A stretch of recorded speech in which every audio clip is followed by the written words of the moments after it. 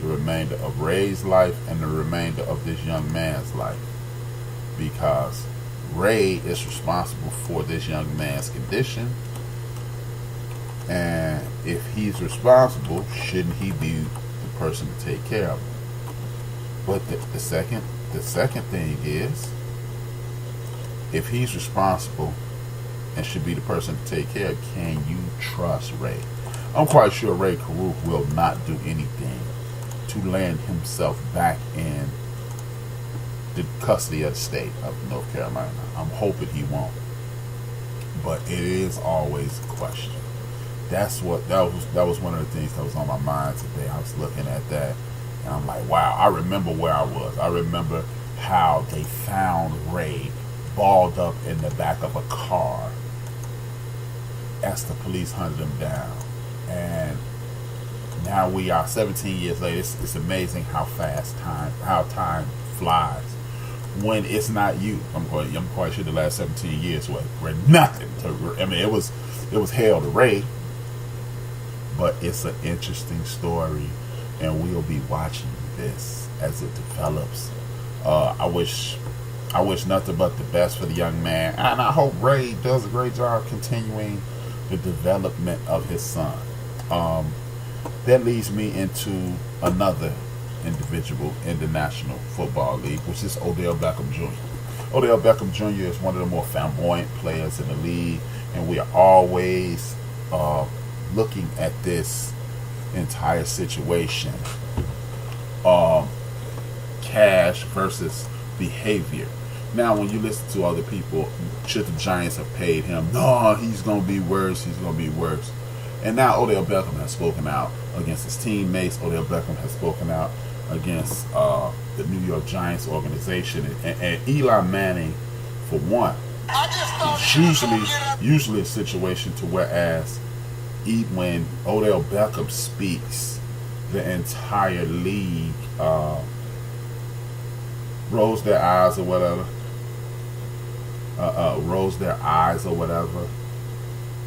And puts him in a situation to whereas he's judged. The question is this: should athletes talk to the media? You know, that's the interesting thing. Should they talk to the media? Because they're caught in a catch-22. If they speak, oh man, you can't speak about that. If they don't speak, oh man, this dude is full of it. And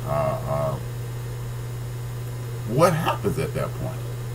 It's a interesting situation. But my thing, if my point of view is this: I think a lot of these athletes really need to start checking themselves. And what I mean by checking yourself is this: why are you consistently talking about things that don't concern football or don't concern you in football? It's like we are whores to attention, and we are putting ourselves in position to be criticized. And I just don't get it why people do that. Look, at some point, the young athlete will have to learn how to say no comment.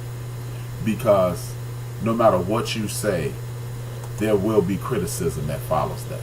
No matter what you do, there will be criticism that follows that.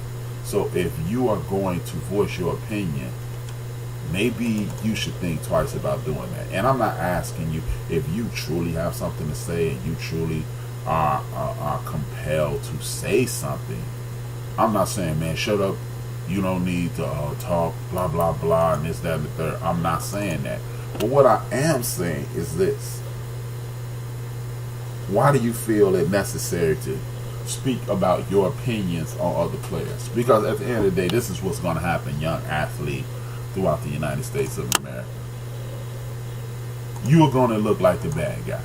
Even if you're speaking the unvarnished truth, even if you are, you know what, we got a caller coming up.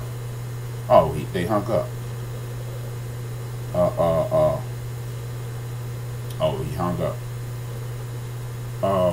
Even if you're speaking unvarnished truth, if there's no doubt in your mind on what's going on, and you can't win, because there's an old saying: don't argue with somebody who spends their money buying ink. And that means if they have control over the conversation, why are you participating in it? So I just think, in regards to personal issues, issues of finance, and issues in regards to your other teammates, maybe these young men need to learn how to shut the hell up. Because as they are talking, they are putting themselves in harm's way. Because look at it this way. Everybody knows Eli Manning has, figuratively speaking, lost his fastball. He isn't the Eli Manning that he was 5 years ago. Whether it's his inability to execute the plays that are called, his inability to make reads fast enough because he's dealing with a bulky line, or whatever the case may be. Eli Manning is not the Eli Manning that everybody loved. And you saw last year, when it came time to try other players and things of that nature, the entire fan base, the entire Giants nation took the side of Eli Manning.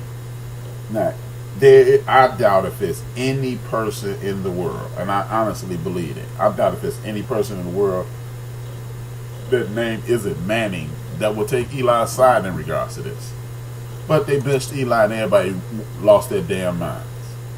As they say, everybody went batshit.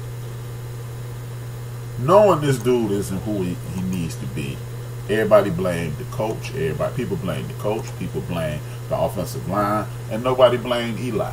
And it may well be Eli has lost it. And the thing about sports is you don't gradually lose it. You go to bed one night and you throw 4 touchdowns. The next day you wake up and you throw 6 interceptions. And in your mind, you're better than you think you are. So hey man, I'm not losing. I ain't lost it. And you, at the end of the day, you lost it, dog. At the end of the day, you have officially lost it, and it's nothing you can do about it. So what we need to do is, what these athletes need to do is realize this. At the end of the day, they're going to protect this quarterback.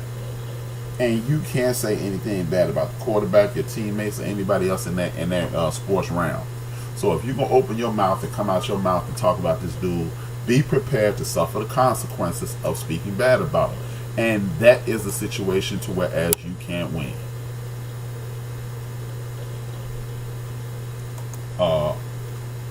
It's just a situation whereas you will put yourself in a situation to whereas you cannot win, you will not win, and under no circumstances will you be able to get it done.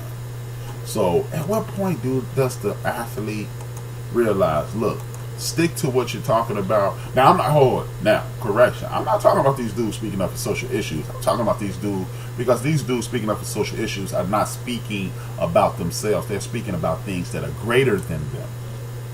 When I say you need to learn how to mind your own business, speak up for yourself, I'm talking about these dudes who are in the limelight and they're putting themselves in harm's way in order to, you know what, I got that caller back.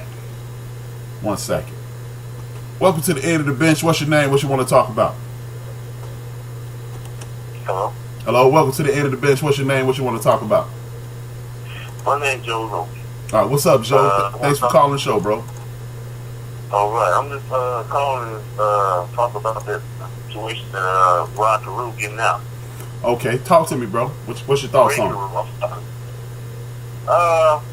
Hopefully he'll change man when he come out. You know, it was horrible what he did, but you know, he did, so he paid for his crime. Mm-hmm. So now he's out. So we have to give him the benefit of the doubt that he's changed.